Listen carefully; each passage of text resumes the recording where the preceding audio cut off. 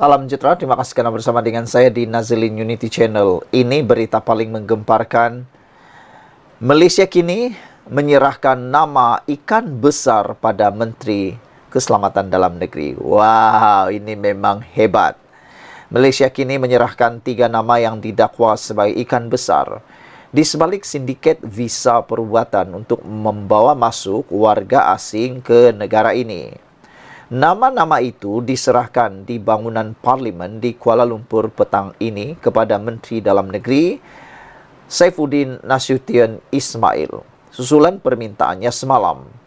Nama-nama itu melibatkan 3 ikan besar dikenali sebagai Tokya atau Tok Ayah dan Dike dan Adik serta 7 lagi individu didakwa terlibat. Daripada 7 nama itu, 4 nama daripada Jabatan Immigration, seorang dari Kementerian Pelancongan Seni dan Budaya, dan 2 lagi dari SPRM, termasuk seorang yang telah meninggal dunia. Ia diserahkan oleh wartawan meja bahasa Malaysia kini B. Nantan Kumar, yang menyiasat dakwaan sindiket itu melalui pelbagai sumber, termasuk Kementerian Kerajaan dan ejen terlibat. Nanta Kumar berkata, maklumat 8 muka surat itu diserahkan, diikuti dengan perbincangan ringkas bersama menteri. Katanya, Saifuddin memberitahunya akan menyemak dan mengambil tindakan sewajarnya jika dakwaan itu didapati benar.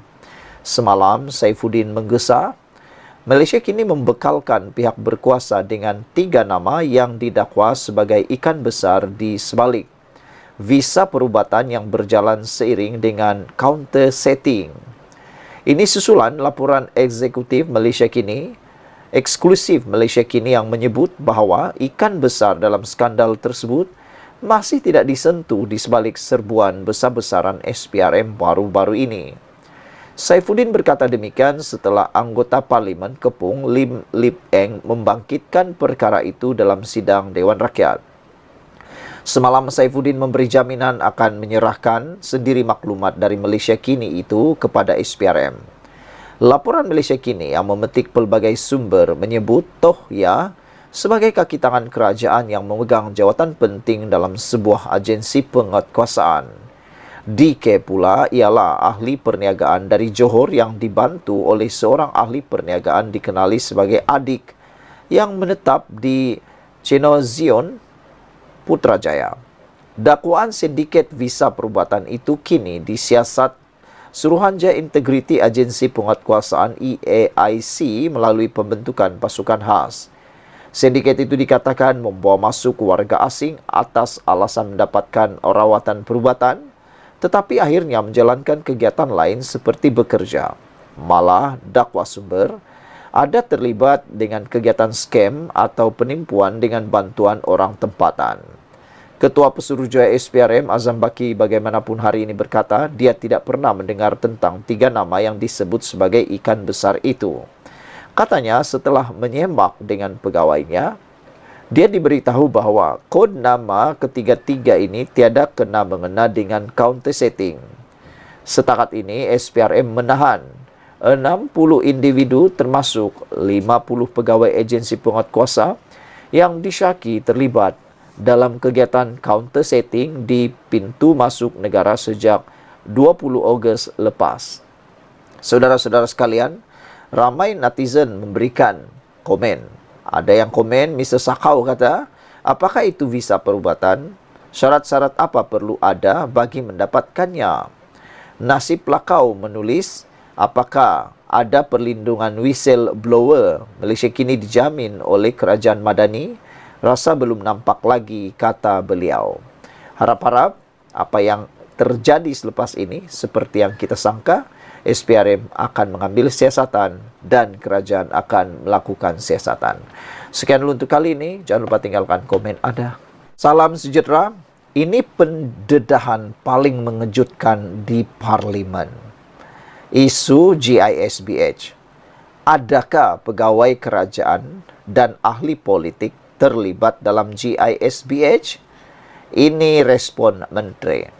Sebelum kita dengar apa respon menteri itu, jom kita dengar, kita tengok Apa reaksi netizen tentang isu ini? Dalam beberapa komen, perbualan netizen, khususnya para pengulas politik dan juga pemerhati politik, mereka kata mereka heran bagaimana GISBH seakan-akan terbiar lama, bergerak bebas dan tiada satu orang pun yang terhidu perkara itu. Menjadi persoalan lagi ialah apabila isu berkaitan dengan cukai turut didedahkan.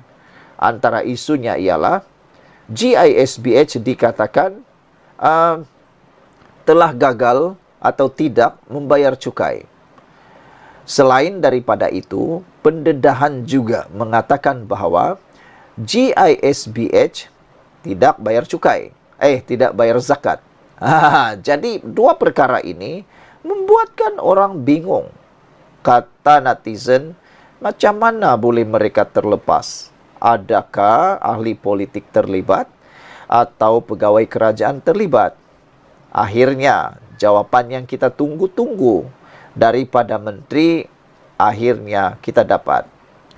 Kerajaan tidak bercadang menubuhkan Suruhanjaya Siasatan Diraja RCI berhubung dakwaan kemungkinan ada pegawai kerajaan dan pemimpin politik bersubahat dengan Global Ikhwan Services and Businesses Holdings dan Berhad GISBH.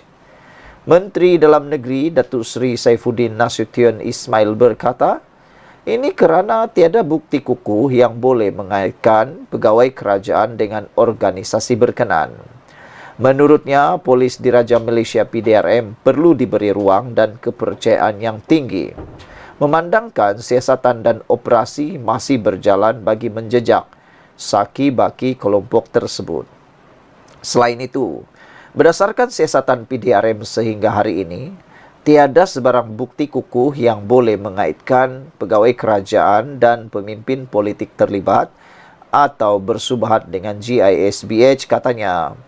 Beliau berkata demikian dalam jawapan bertulis bagi menjawab soalan Lim Lip Eng, PH Kepung, sama ada terdapat pegawai kerajaan atau pemimpin politik terlibat atau bersubahat dengan GISBH, serta adakah Suruhanjaya Siasatan Diraja diperlukan berhubung jenayah yang dikaitkan dengan organisasi berkenan.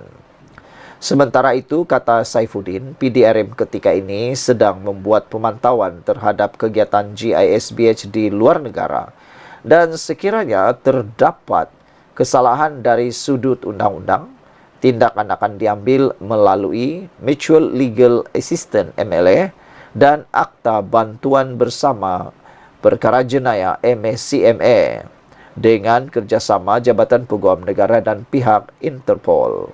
Saudara, itulah jawapan daripada menteri yang berkaitan.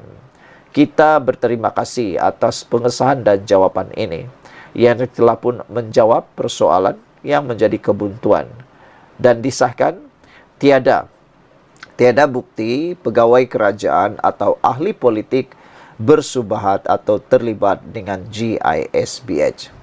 Sekian dulu untuk kali ini.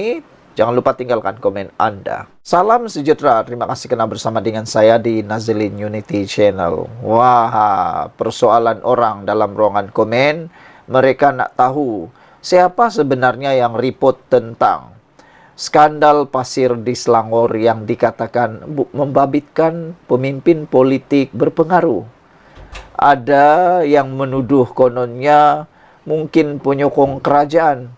Ada yang menuduh kononnya mungkin orang yang tak dapat bahagian rasuah. Jadi hianatlah kan. Dia hianat kawan sendiri sebab tak dapat bahagian. Mungkin, kata mereka. Ada juga yang kata mungkin tiada yang report, tapi SPRM menemui bukti sendiri di dalam audit ataupun pengiraan audit kepada akaun. Dan ada juga yang kata bahawa mungkin laporan itu dibuat sendiri oleh MBI. Semua itu menjadi persoalan yang besar. Tetapi rupa-rupanya kes skandal pasir di Selangor ini sudah pernah wujud sejak sekian lamanya dan orang yang telah menjadi bell ringer. Tahu bell ringer? Pembunyi loceng. Yang memulakan loceng itu, atau mungkin memulakan isu ini, menurut laporan di mykmu.net ini ialah Cik Guban. Ada netizen tulis, kata mereka, Cik Guban rupa-rupanya bell ringer sebenar skandal pasir di Selangor. Dulu dia report. Jom dengar ulasan ini. Selain dari isu GISBH, isu yang paling panas berlegar di kalangan rakyat Malaysia adalah isu Raja Pasir Selangor. Menurut SPRM, 3 lokasi telah dikenal pasti dijadikan sebagai safe house untuk menyimpan duit tunai milik Raja Pasir Selangor hasil dari rasuah skandal pasir. Rampasan duit tunai yang telah disita oleh pihak SPRM telah menjangkau 5,5 juta ringgit. Ketua Pesuruhjaya SPRM Azam Baki juga memaklumkan pihak SPRM percaya masih ada duit rasuah tersebut disimpan dalam bentuk pelaburan. Manakala sebahagian lagi dipercayai telah disimpan di dalam beberapa akaun yang berada di dalam dan di luar negara. Pihak SPRM sedang cuba menjejaki kesemua duit tersebut yang berada di dalam dan di luar negara. Manakala Raja Pasir Selangor yang juga seorang ahli politik akan dipanggil SPRM dalam masa terdekat selepas semua bukti diperoleh. Laporan SPRM oleh Cik Guban. Sebenarnya, skandal curi pasir Raja Pasir Selangor bukanlah sesuatu yang baru didedahkan. Ianya telah pun didedahkan oleh Badrul Hisham Syarin, atau anda lebih kenali sebagai Cik Guban, yang merupakan ahli PPBM sekarang ini. Malah Cik Guban sudah membuat laporan SPRM dengan menyerahkan semua dokumen berkaitan sejak tahun 2018 lagi. Jadi rupa-rupanya isu ini telah pun pernah dibuat laporan oleh Cik Guban kepada SPRM dan semua dokumen yang didakwa ada kaitan telah diserahkan sejak 2018.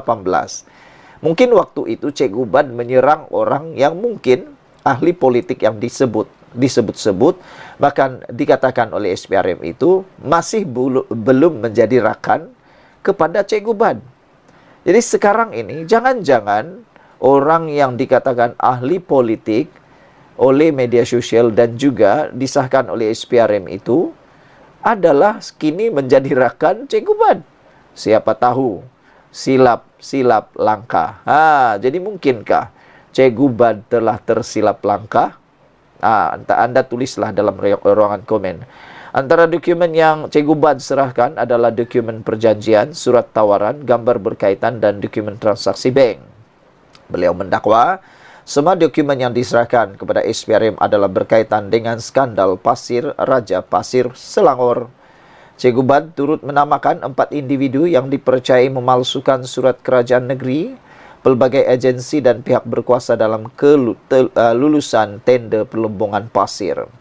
Beliau juga menggesa agar pihak SPRM segera melakukan siasatan. Tetapi ketika itu, beliau adalah musuh politik kepada Raja Pasir Selangor. Tambahan pula, Raja Pasir Selangor ketika itu adalah orang yang mempunyai kuasa di Selangor dan di Putrajaya. Jadi, mungkin ketika itu SPRM menghadapi tekanan politik hingga menyebabkan siasatan tertangguh. Tetapi kini, pastinya, Cik Guban tersenyum lebar dan rasanya sudah boleh sedekah pisang di masjid. Tahniah Cik Guban kerana telah menjadi bell ringer sebenar skandal pasir Selangor. Sekian dulu untuk kali ini. Jangan lupa tinggalkan komen Anda.